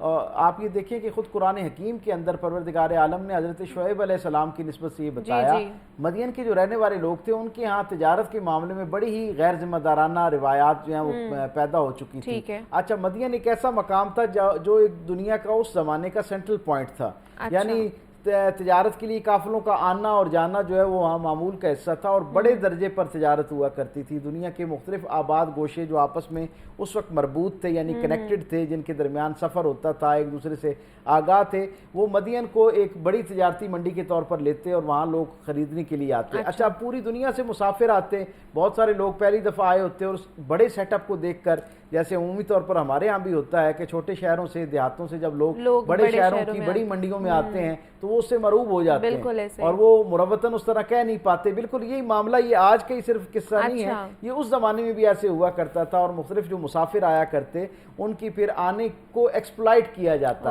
ان معنوں میں کہ انہیں پھر ناپ تول میں کمی کی جاتی، یعنی اس میں اور بہت سارے عارضی بھی ان کے ہاں لاحق تھے انہیں، یعنی وہ قیمت جو ہے ایک دفعہ رات کو کچھ اور قیمت طے کرتے تھے، جب صبح وہ اپنا کاروبار شروع کرتے تو قیمت اور کر لیتے، پھر حتیٰ کہ جب وہ تولنے کے لیے یعنی ترازو پہ آتا تو اس وقت بھی قیمت بدل دی جاتی، اور پھر قیمت اپنی مرضی کی لینے کے باوجود، کیونکہ خریدار جو مختلف علاقوں سے آیا ہوا ہوتا اور وہ مجبور ہوتا لینے کے لیے، وہ اپنی مجبوری ظاہر کرتا اور مجبوراً اسے جو ریٹ وہ دے رہے ہوتے اس پر خریدنا پڑتا، اس کے باوجود ان کی زیادتی ختم نہ ہوتی، اور پھر وہ آخری درجے پر ناپ تول میں کمی کر کے ادھر سے بھی مزید جو ہے وہ پروفٹ کماتے۔ اللہ کے رسول حضرت شعیب علیہ السلام نے اپنی قوم کو جب اللہ کا ہدایت نامہ پہنچایا، اپنے زمانے کی تبلیغ جو کی، تو اس میں توحید کے حوالے سے، انسانوں کے باہمی حقوق کے حوالے سے جہاں بات کی، وہاں پر ایک بہت نمایاں ان کی تبلیغ کا جو عنوان تھا وہ ناپ تول میں کمی کے حوالے سے تھا۔ جناب شعیب علیہ السلام نے اپنی قوم پر بڑی محنت کی، بڑی تفصیل کے ساتھ اس پر بات کی، یعنی انہیں اللہ کی جو ہے نا احکامات سنائے، اللہ کے ہاں جو اس پر وعید ہے وہ سنائی، اور اللہ کی ناراضگی کا جو اس کے اوپر معاملہ ہے اس سے آگاہ کیا، لیکن وہ کیونکہ نفع کی لذت جو ہے وہ اتنی زیادہ تھی اور نفع کی کشش اتنی زیادہ تھی، جناب شعیب علیہ السلام کے سامنے وہ بات سنتے اور مروتاً خاموش ہو جاتے۔ لیکن جیسے ہی حضرت شعیب علیہ السلام اس منڈی سے باہر نکلتے، یعنی مدین کی وہ جو تجارت گاہ تھی، جب وہاں سے جیسے ہی باہر نکلتے تو وہ دوبارہ سے اپنی پرانی حرکتوں پر آ جاتے ہیں، تاکہ اللہ رب العزت نے اپنی ناراضگی کی کچھ علامات ظاہر بھی کی، اور نتیجہ یہ ہوا کہ وہ وقتی طور پر رک جاتے، لیکن جیسے ہی وہ علامات ختم ہوتی ہیں حضرت شعیب علیہ السلام کی دعا پر، وہ پھر دوبارہ اپنی روش پہ پلٹ جاتے، بالکل ویسے ہی جیسے، بہت معذرت کے ساتھ لیکن مجھے یہ ایک سمجھانے کے لیے مثال دینا پڑی کہ یہ ایسا ہی ہے کہ جیسے ہمارے ہاں آج کل رمضان المبارک میں اور عام دنوں میں بھی جب کوئی چیکنگ کے لیے آتا ہے، سرکاری اہلکار آتا ہے یا حکومت متحرک ہوتی ہے، تو کچھ دنوں کے لیے، کچھ گھنٹوں کے لیے بلکہ، اور شاید کچھ دنوں کے لیے جو ہے وہ ایک معمول پر ناپ تول کی کمی ختم ہوتی ہے، صحیح جو پرائسز اناؤنسڈ ہوتی ہیں ان پر چیزیں بکنا شروع ہوتی ہیں، اور جیسے ہی وہ چیک اینڈ بیلنس کا نظام تھوڑا سا کمزور پڑتا ہے اور پھر دوبارہ لوگ جو ہیں وہ اسی اپنی پرانی روش پہ چلے جاتے ہیں۔ پروردگار عالم نے پھر، آپ تصور کیجئے کہ وہی مدین کی بستی جس پہ جو تجارت کے حوالے سے پوری دنیا کے لیے ایک مثالیہ کے طور پر پہچانی جاتی تھی، دنیا بھر سے لوگ، تاجروں کا یہ خواب ہوا کرتا تھا کہ ہم مدین سے جا کے جو ہے وہ تجارت کریں اور وہاں سے سامان لے کر آئیں۔ لیکن پھر جب وہ اپنی اس روش سے، ناپ تول والی روش میں سے باز نہیں آئے. اس عادت جو ان کے اندر ایک علت کے طور پر آ گئی تھی, جو ایک خامی مستقل ان کی تجارتی مزاج کے اندر آ گئی تھی, جب اپنے وقت کے نبی کی بات پر انہوں نے توجہ نہ دی تو پھر پروردگار عالم نے ان کے بارے میں ایک حتمی فیصلہ کیا اور پھر انہیں ایسا نشان عبرت بنایا کہ قرآن حکیم جیسی لاریب اور لافانی کتاب جس نے آخری انسان تک ہدایت نامے کے طور پر چلنا ہے, اس میں ان کا ذکر کیا اور ان میں ان کے نصائب بیان کیے. سورہ شورا کے اندر, سورہ ہود کے اندر بڑی تفصیل سے اس کے اوپر پروردگار عالم نے کلام کر رکھا ہے. اور خود سرکار دو عالم صلی اللہ علیہ وسلم تو یہ فرماتے ہیں کہ بندہ مومن کی شان کے خلاف ہے کہ وہ کسی چیز پر ایک جو ہے وہ قیمت مقرر کر دے کہ میں نے اس قیمت کے عوض اتنا مال دینا ہے, اور پھر اسے دنیا کی کشش اور وہ جو لالچ ہے وہ غالب آ جائے اور اللہ کے ساتھ کیا ہوا وعدہ جو ہے اس کو توڑ بیٹھے. کیونکہ جب آپ کلمہ پڑھتے ہیں تو آپ گویا اللہ رب العزت کی کبریائی کو تسلیم کرتے ہوئے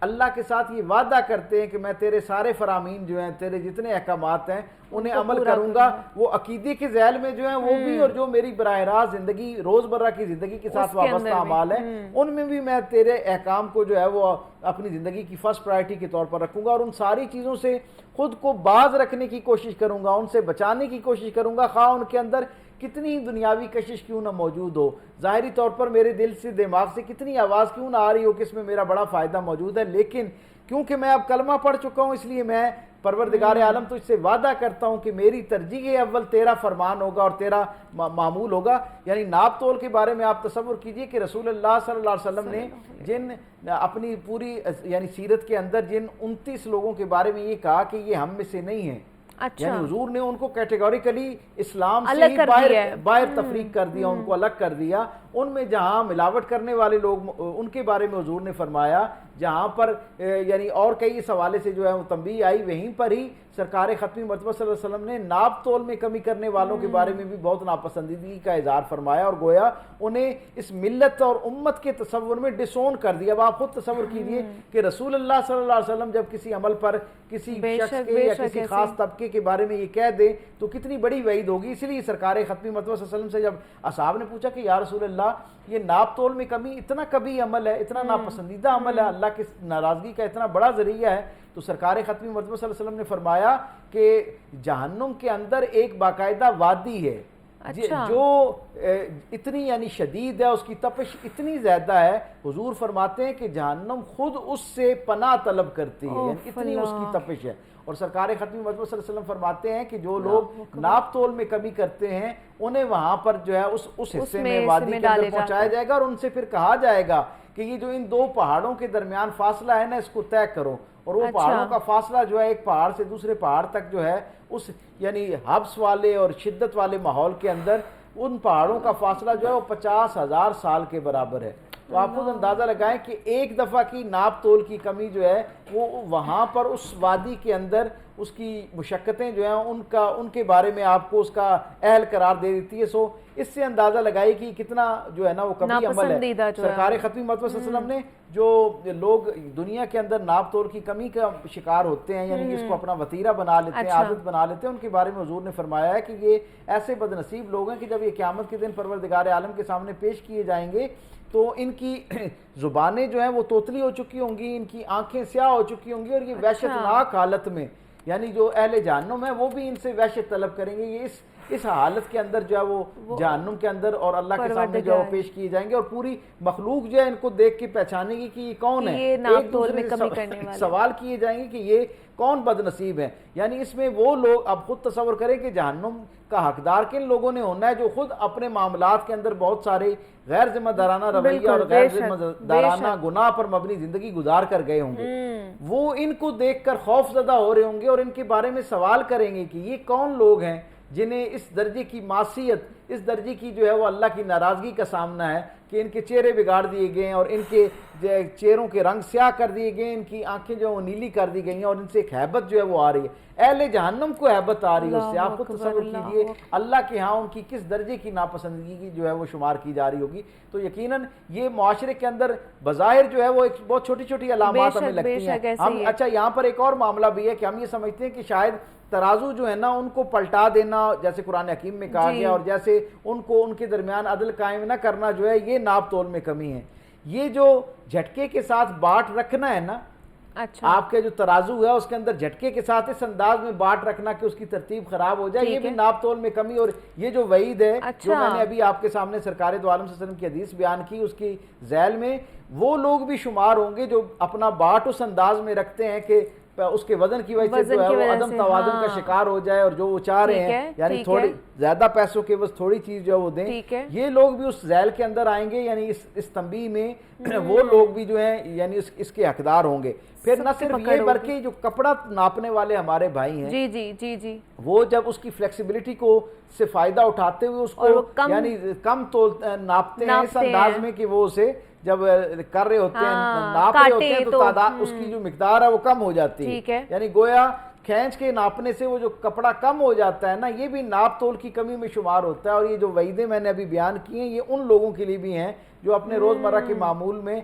हमारे बोलपन में या गाहक के बोलपन में उसको खींच कर बजाय एक गजाने के साथ, उसके साथ गज के साथ, मीटर के साथ मुकम्मल कर रहे होते हैं, लेकिन अपनी वो यानी महारत के साथ उसको लेकिन उनके शऊर में ये चीज तो होती है कि हम जो है वो कम दे रहे हैं और हम खींच के दे रहे हैं। अच्छा, ये जो प्राइस कुछ और होती है और कीमत कुछ और लगा के दे रहे होते हैं, क्या उनके लिए भी यही सारी चीजें हैं?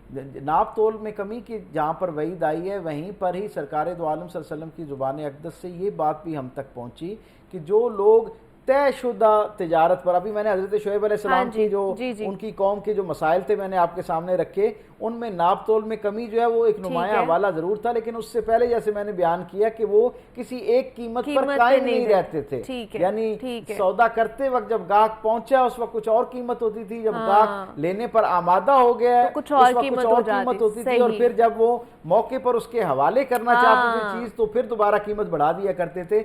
आप पूरी दयानतदारी से मुझे ये बताएं, क्या आज हमारे मुआशरे के अंदर भी मुख्तलिफ चीज़ों की खरीदो फरोख्त के दौरान इस तरह का मामला पेश आता है या नहीं आता है? खास तौर पे मैं, और फिर इसमें एक बहुत अहम बात ये है, सरकार दो आलम सल्लल्लाहु अलैहि वसल्लम ने उन लोगों पर भी लानत फरमाई है कि जो माल देते वक्त जब गाहक को माल यानी पेश कर रहे होते हैं कि वो ज़ेन बनाए कि उसने खरीदना है या नहीं खरीदना, जब पेश कर रहे होते हैं कि वो उस पर उसके बारे में राय बनाए, नजरिया बनाए कि उन्होंने इसको खरीदना है, ठीक है, तो जो डिस्प्ले होता है उसमें कोई चीज और मौजूद हो और बाद में जब उसे दिया जाए तो वो कुछ और चीज हो, तो इससे भी सरकार दो आलम सल्लल्लाहु अलैहि वसल्लम ने इस अंदाजे तिजारत पर भी लानत फरमाई है, इसको नापसंदीदा फरमाया है। खास तौर पर हमारे यहाँ आजकल जो ऑनलाइन के चला हुआ है, बहुत ज्यादा शिकायत ऐसी आती हैं, बल्कि मैं समझता हूँ अगर मैं ये कहूँ तो शायद गलत ना होगा कि ज्यादा शिकायत होती हैं और कम जो है वो सेटिस्फैक्टरी नोट होते हैं। जो चीज हमें दिखाई जा रही होती है, जिसका तासुर दिया जा रहा होता है, ये बड़ी अहम बात है। सिर्फ एक दिखाना है, एक तासुर देना है। तो हमारे यहाँ वो उसको कैमरा टैक्टिस कहें, उसको लाइट इफेक्ट कहें, उसको जो मर्जी ये कहें, फिल्टर्स के साथ देखने वाला जब उसे खरीदने के लिए राय बनाता है तो बेचने वाले ताजिर की जिम्मेदारी है, ये शरई जिम्मेदारी उसकी है कि वो वही चीज उसे दिखाए जो उसने उसको पहुंचानी है या उसको फरोख्त करनी है। अगर इन दोनों के दरमियान फर्क होगा तो ये धोखे में शुमार होगा, और धोखे के बारे में दीन इस्लाम हम सब जानते हैं कि कितना उसकी मुजम्मत करता है और उसको कितना नापसंदीदा अमल, और इसी अमल में ही वो मिलावट वाला भी आ जाता है। जिस तरह हम खाने पीने के अशिया भी लेते हैं, खासतौर पर दूध अगर देखा जाए तो उसमें भी मिलावट की जा रही होती है, और बाकी अशिया भी जितनी भी है मिलावट वाली मिल रही होती है। कैसे मुआशरे में रहते हैं, बड़े दुख के साथ ये बात कहना पड़ती है कि जहाँ पर मासूम बच्चों के लिए जो इब्तदाई ग़िज़ा दूध है उस तक में मिलावट की जाती है, बल्कि उससे एक दर्जा आगे जाके तसव्वुर करें कि जो लाइफ सेविंग ड्रग्स हैं, जो जिंदगी बचाने के लिए एक दवाई इस्तेमाल की जाती है, जो एक बंदे की आखिरी उम्मीद होती है, जो आदमी एक तकलीफ में बेबस होकर लाचार होकर घर से इमरजेंसी में सारे ट्रैफिक को एक तरफ करते हुए उसे हॉस्पिटल पहुंचाया जाता है, और डॉक्टर्स जो हैं वो सारे काम छोड़ के उस आदमी को गोया बचाने के लिए बेहतरीन ज़राए इस्तेमाल करना शुरू करते हैं। नतीजा क्या निकलता है कि जब डॉक्टर उसकी लाइफ सेविंग ड्रग प्रिस्क्राइब करता है और लेने वाला भाग के बाजार से वो दवाई लेके आना चाह रहा होता है, पता चलता है वो दवाई 2 नंबर नहीं 3 नंबर 4 नंबर 5 नंबर के तौर पर मैसर आ रही है। अब उसका इंतज़ार हो रहा होता है कि इस दवाई का कोई असर आए और उसके बाद फिर कोई दूसरी रेमेडी उसकी जो है वो ली जाए, उसका कोई दूसरा हल निकाला जाए। डॉक्टर्स और जो उसके साथ तीमारदार होते हैं मरीज के, वो इंतजार कर रहे होते हैं कि दवाई अभी असर करेगी, क्योंकि दवाई का जो फार्मूला है वो बता रहा है कि इस बीमारी में इसको असर करना चाहिए, लेकिन वो किसी ऐसे जालिम और बदबख्त आदमी की फैक्ट्री में बनी होती है कि जहाँ पर हकीकी मानों में वो हकीकी तौर मिलावट पर शुदा होती है। वो कुछ नहीं होता जो कुछ उसके ऊपर लिखा गया होता है, वो मिलावट शुदा होता है। नतीजा क्या है उससे? नतीजा ये निकलता है कि एक आदमी की जान जो है सारे असबाब मयसर हो जाने के बावजूद सिर्फ दवाई की मिलावट की बुनियाद पर उसकी जान चली जाती है। मैं ये समझता हूँ एक दीन के तालिब इल्म के तौर पे कि वो शख्स जो है वो मर नहीं रहा बल्कि उसका कत्ल किया जा रहा है, और उसके कत्ल की जिम्मेदारी आज यहाँ बज़ाहिर निज़ाम की शक्ल में हम उस पर न रख सकें, लेकिन कल क़यामत के दिन अल्लाह के सामने ऐसी मिलावट करने वाले आदमी को जवाबदेह होना पड़ेगा जिसने थोड़े से मुनाफे के लिए, थोड़ा सा फ़ायदा दुनियावी उठाने के लिए इतने सारे लोगों की ज़िंदगी के साथ खिलवाड़ किया। सरकार दो आलम सल्लल्लाहु अलैहि वसल्लम ने मिलावट के बारे में तो कैटेगोरिकली ये फरमाया कि मन गश्शा फलैसा मिन्नी, जिसने मिलावट की वो हम में से नहीं है। यानी उसे कैटेगोरिकली उम्मत में से ही हुजूर ने बाहर निकाल दिया। बाप वो बाजार कितनी नमाजें पढ़ता रहे, रोजे रखता रहे, हज ज़कात करता रहे, लेकिन कायनात में सरकार खत्मी मतबत की जुबान के बाद वो खुद अपना मकाम तस्वर करे कि हुजूर उसको कलमे, नमाज, रोजे, हज, ज़कात, ज़ाहिरी वज़ाकता के बावजूद सिर्फ एक मिलावट एक ऐसा कभी अमल है कि जिसकी बुनियाद पर हुजूर उसको अपनी उम्मत का वो जो एक पाकीज़ा माहौल और एक आगोश है उससे ही बाहर निकालने का ऐलान फरमा रहे हैं। तो मिलावट करने वाले लोगों को जब वो थोड़े से नफ़े से राग़िब होकर इस तरफ आना शुरू हो तो उन्हें पता होना चाहिए कि इस पर सरकार दो आलम की इस पर गुनाह कितना है, वो एक अलग सब्जेक्ट है। मैं बंदा मोमिन के को तसव्वुर में रखते हुए ये सोच रहा हूँ कि कोई इतना बेबाक और जुर्रत कैसे कर सकता है कि उसे पता हो कि हुजूर ने ये कह दिया कि मेरी उम्मत में से नहीं हो, और उसका पता भी हो कि जो हुजूर ने कह दिया वो होगा। और जब वो यानी हुजूर के साथ ज़ाहिरी तौर पर लफ्जों में इज़हार मोहब्बत करना ये बहुत नाकाफी है।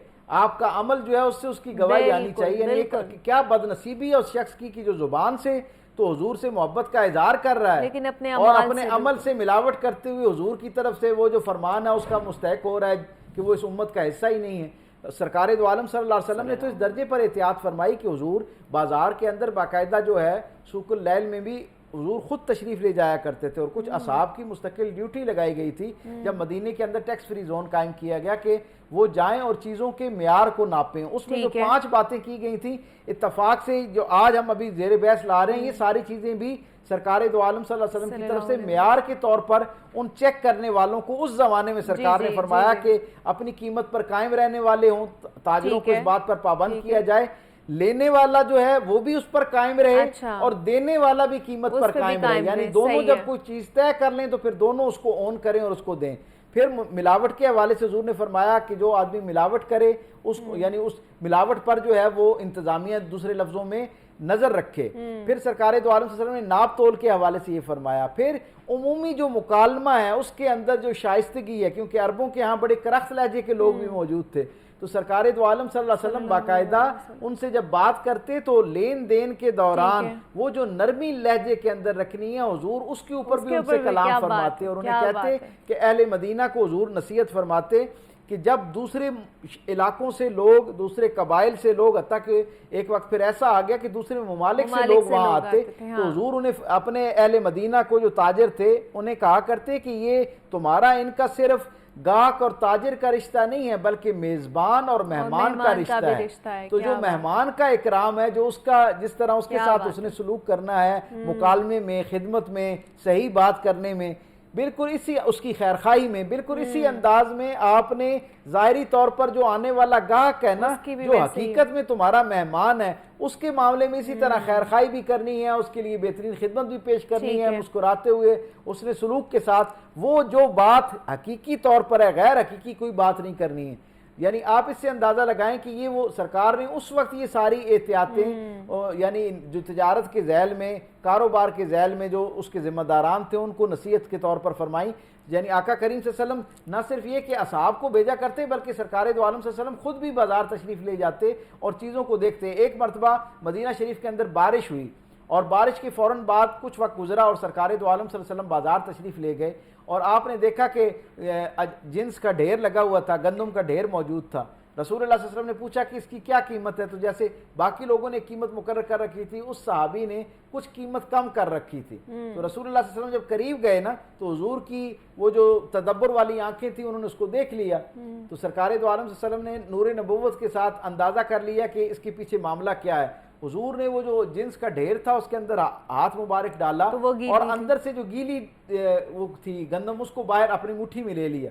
जब उसका एहसास होने लगा हुआ कि गीली है, हुजूर ने उससे अपनी मुट्ठी मुबारक को बंद किया और हाथ को बाहर निकाल के उस साहबी को दिखाया कि ये क्या है। तो ये बज़ाहिर ऊपर जो है वो खुश्क है, तुमने कीमत जो है वो खुश्क की मुकर्रर कर रखी है, आवाज़ तुम खुश्क जो है उसकी लगा रहे हो और अंदर जो है वो गीला जिन्स जो है वो मौजूद है, गीली गंदम जो है वो मौजूद है, जिसका वजन बढ़ जाता है, जिसकी क्वालिटी ठीक नहीं रहती, जबकि कीमत तुम वो सेहतमंद गंदम की मान रहे हो। सरकार दो आलम सल्लल्लाहु अलैहि वसल्लम ने इसको नापसंद फरमाया और हुक्म दिया कि इन दोनों को, यानी ये जो गंदम गीली और दूसरी है, इन दोनों को अलग अलग रखो और इन दोनों की अलग अलग कीमत लगाओ। आज रमजान मुबारक में आप किसी बाजार के अंदर चले जाएं, किसी रेड़ी पर रुक जाएं, हत्ता कि मैं बहुत जिम्मेदारी से ये बात कह रहा हूँ कि सुपर स्टोर से लेकर रेड़ी तक जहां पर भी आप जाएंगे ना, आपको ये शिकायत मिलेगी कि एक चीज जाहिर में कुछ और है और उसके पीछे कुछ और चीज मौजूद होती है, सामने डिस्प्ले में कोई और तरह का फल लगा होता है और पीछे कुछ और होता है। मैं ये बात इसलिए वजाहत और सराहत के साथ बराह रास्त जिंदगी से मुतल्लिक मामले को बयान कर रहा हूँ कि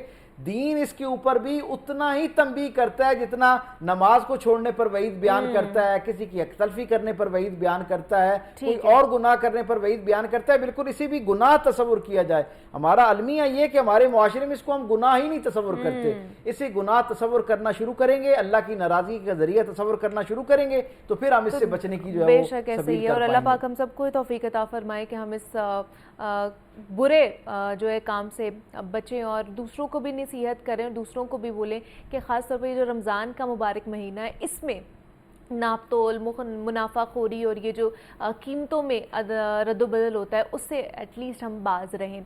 हमारे साथ डॉक्टर पीर तारिक शरीफ ज़ादा साहब मौजूद है। डॉक्टर साहब बहुत शुक्रिया आपके वक्त का हमारे ट्रांसमिशन का हिस्सा बने। मुझे इजाज़त दीजिए, अपना ख्याल रखिएगा। अल्लाह हाफ़िज़।